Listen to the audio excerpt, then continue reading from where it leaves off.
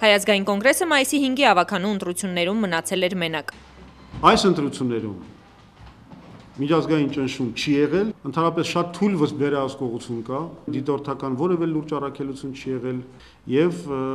մենք մնացինք մենակ մեր գողերի հետ։ Այսօր լրագրողների հետ հանդիպմանը պարոն Զուրաբյանը տեղեկացրեց, որ 27 տեղամասում վերահաշվարկի եւ 7 տեղամասում ընտրություններն անբավեր ճանաչելու պահանջ են ներկայացրել, սակայն մենք շատ լավ գիտենք, որ ոչ մի բան այդ վերահաշվարկը չի փոխելու։ ՀԱԿ խմբակցության ղեկավարի խոսքերով ընդդիմությունը չի ջախջախվել, ինչպես կարծում են իշխանությունները, այլ կրկին ժողովուրդն է պարտություն կրել։ Հայաստանում ընտրությունները վերածվել են լագերնի զոնայում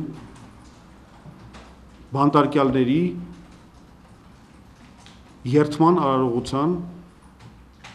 իրենց պախանին հավատարմություն հայտնելու համար։ Պարոն Զուրաբյանը համոզված է, որ Հայազգային կոնգրեսի Բարգավաճ Հայաստան կուսակցության եւ Հայ հեղափոխական դաշնակցության ներկայացուցիչները ավականու ընտրություններում պայքարել են քվեների համար, իսկ Ժառանգության ներկայացուցիչները հակառակն են արել։ Համագործակցել է հակառակ ճամբարի հետ։ Ընտրություններից մեկ օր առաջ ինձ այցելել է Երևանի ոստիկանապետի տեղակալ Վալերի Օսիպյանը։ Ոստիկանապետի անունից հավաստիացումներ ներկայացրել,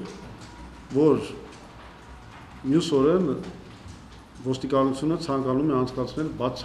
բացառիկ օրինական ընտրություններ։ Ցավոք սրտի ես պետք է հիմա արձանագրեմ, որ ոստիկանությունը եւս մեկ անգամ ձախողվեց կամ ուղղակի ինքը դառավ հանցակից այն ամենի, ինչ որ կատարվեց մյուս օրը։ Տաթևիկ Ազիզբեկյան, Սևակ Մեսրոպյան, IPF